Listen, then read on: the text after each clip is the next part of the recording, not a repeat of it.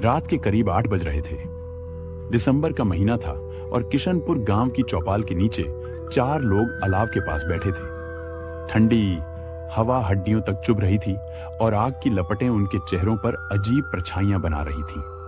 वहां बैठे थे दयाराम, गांव के सबसे बुजुर्ग, सफेद दाढ़ी और झुर्रियों वाले चेहरे वाले, आंखों में पुराना अनुभव और रहस्यों की परछाई।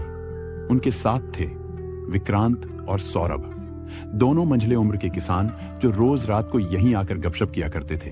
और आज साथ में थी नेहा, गांव की वह औरत जो अपने हंसमुख स्वभाव और अंधविश्वासों के लिए जानी जाती थी। वह काका औरत कोई जो अच्छी अपने सी हंसमुख कहानी स्वभाव सुनाए ना, और अंधविश्वासों के ऐसी लिए कि जानी रूह जाती कांप थी। जाए। हर बार तो आप वही पुराने किस्से सुना देते हैं। गांव वाला भूत पागल, चुड़ैल कुछ नया सुनाए इस ठंडी रात में। नई कहानी सुनना चाहती है तू नेहा? अच्छा तो सुन, आज मैं जो कहानी सुनाने जा रहा। बहुत पुरानी बात है। ठंड की रात थी और पूरे किशनपुर में सन्नाटा पसरा हुआ था। ठंड भी बहुत ज्यादा पड़ रही थी और उसी ठंड की रात को मेरी माँ की तबीयत भी बहुत ज्यादा खराब हो गई। उनका इलाज और दवाई दूसरे गांव देवगढ़ में रहने वाले डॉक्टर के पास थी। माँ, मैं अभी जल्दी ही आपकी दवाई लेने जाता हूँ। आप परेशान मत होइए, आप जल्दी ठीक हो जाएंगे।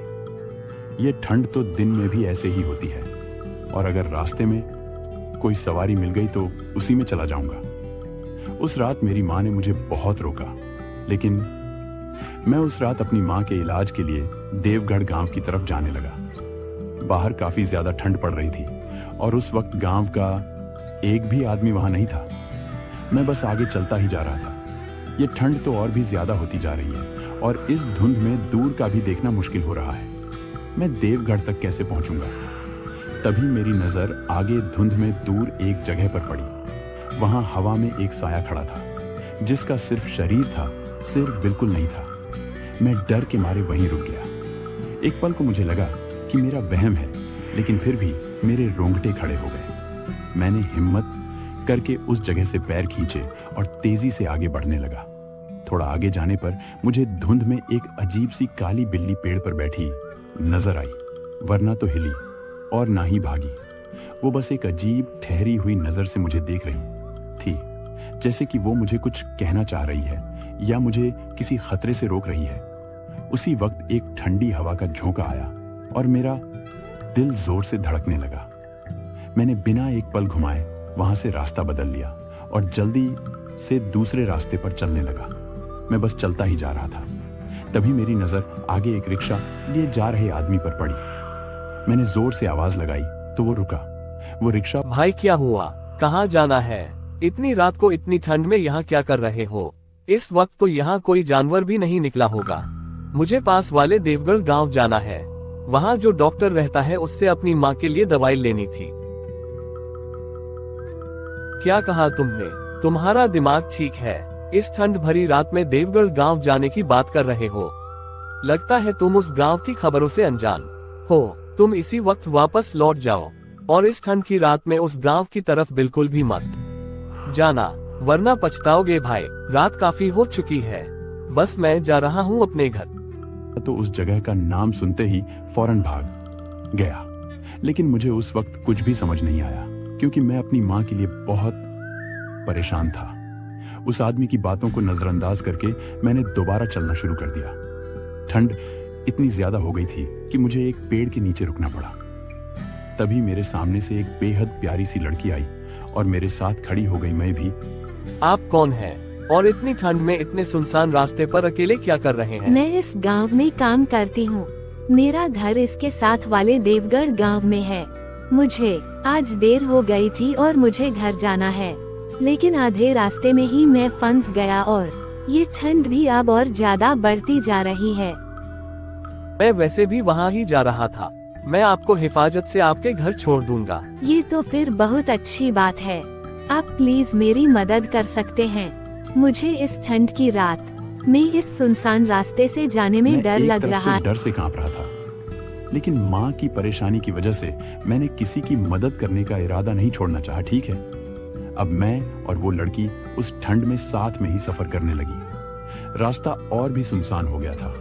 तभी चलते चलते अचानक मुझे वहां पेड़ों के सामने एक अजीब साया नजर आया।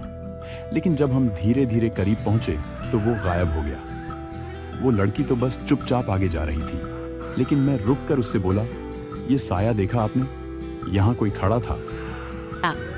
वहाँ तो कुछ भी नहीं था, आपको वैसे ही वहम हुआ होगा। उस लड़की की ये बात सुनकर मैं थोड़ा हैरान हो गया और एक तरफ मुझे भी लगा कि शायद यह मेरा ही वहम था। हमने दोबारा फिर से चलना शुरू किया और थोड़ी देर बाद मैं और वो लड़की उसके घर तक पहुंच गई। उसका घर मुझे बहुत ही अजीब और सुनसान लगा। ये लीजिए, मेरा घर आ गया। आपका बहुत बहुत शुक्रिया कि आपने मेरी मदद की। अगर आप ना होते तो पता नहीं मैं यहाँ पहुँच पाती कि नहीं। रुकिए, आप ऐसे नहीं जा सकते। मेरा मतलब। उसने तो कहा था कि बस थोड़ी ही देर में आ जाऊंगी। मैंने सोचा कि मैं जाकर खुद ही देख लूं, तो मैं फौरन उसके घर की तरफ जाने लगा और वहां जाकर मैंने आवाज लगाना शुरू किया। थोड़ी देर बाद उस घर से एक बाबा, एक बूढ़ा आदमी बाहर निकला और मुझे अजीब सी डर पैदा कर देने वाली नजरों से देखने लगा। खारे, आप कौन है? और वो लड़की कहाँ गई जिसे मैं अभी अभी यहाँ तक छोड़कर आया हूँ? कौन लड़की? मैं यहाँ रहता हूँ और मैं अकेला ही रहता हूँ। यहाँ कोई ऐसे कैसे हो सकता है? मैंने खुद उसे अभी यहीं छोड़ा था। वो कह रही थी कि मेरे लिए ठंड से बचने के लिए कंबल लेकर आएगी। तुम पहले ये बताओ कि कैसी लड़की थी और उसने तुमसे क्या कहा? वो उसने सफेद रंग की साड़ी पहनी थी और बहुत खूबसूरत सी लड़की थी। कह रही थी कि इस गांव तक मुझे पहुंचा दो, अकेले मुझे डर लग रहा है। वह मोहिनी है जो ठंड की रात में निकली थी और आधे रास्ते में तेज ठंडी हवा और धुंध शुरू हो गई थी। उसने बहुत से लोगों से मदद मांगी लेकिन किसी ने उसकी मदद नहीं की। इसी वजह से जंगल जाते वक्त एक खौफनाक जानवर ने उसे मार दिया। इसके बाद वह वहां एक छलावा बन गई और अब गांव में घूमती रहती है। ठंड की रात में जो भी घर से बाहर निकलता है पहले वह उससे मदद मांगती है। जो उसकी मदद नहीं करता वो उसी वक्त उसे अपना शिकार बना लेती है। मैं उसकी बात सुनकर ऐसा सुन्न हो गया जैसे मेरे अंदर से रूह ही निकल गई हो। मैं और कुछ नहीं सोचा और जल्दी से बाहर जाने लगा। लेकिन तभी चलते चलते जो मैंने देखा उसे देखकर मेरे पैरों तले जमीन खिसक गई। मेरे सामने वही लड़की हवा में खड़ी थी, लेकिन उसका सिर्फ शरीर था, सर नहीं। उसकी आवाज